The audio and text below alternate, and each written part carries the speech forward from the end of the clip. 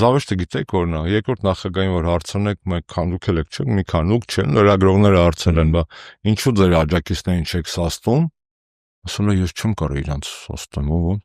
զավեշտը այն է, որ իմ համար ես չեմ կարող հասկանամ, ինձ որևէ մեկը կբացատրի, մարդը որ հավակնում է երկիրը ղեկավարել նորից, բայց չի կարող ղեկավարել սեփական աջակիցներին, ո՞նց է երկիրը ղեկավարելու, մարդ որ չի կարող ասի իր աջակիցներին մի արեք,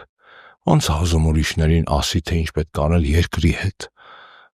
Մարդ որ ինչ են լսում սեփական աջակիցները, ըստ այդ մարդու,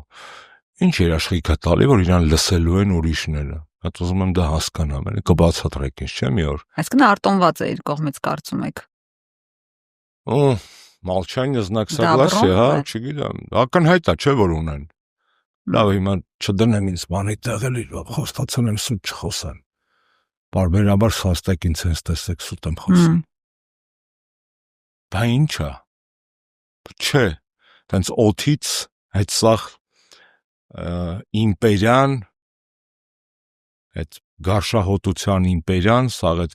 կլոշարների, այսպես ասած ֆրանսերեն, լումպենների, տեղեկատվական բոմժերի իմպերիան ստեղծվել է, ավելի շատ իրանք են հիմա կեղտ հայոյանք եւ բանը, ինձ դա չի կպնում։ Ամոթ է իմ երկրին եւ իմ երկրի երկրորդ նախագահին, եթե նա հանդուրժում է այդպիսի տեղեկատվական շրջապատ քարոզ չկա։ Բայց դա միակողմանի է, պարոն Աշոտյան։ Այո, դա միակողմանի է եղել երկար տարիներ։ 1. Մենք սկսել ենք պատասխանել այդ գարշահոտությանը վերջերս մի կես տարի է, 2. Երրորդը ամենակարևորը։ Երբեք չենք իջել կղանքի մակարդակ։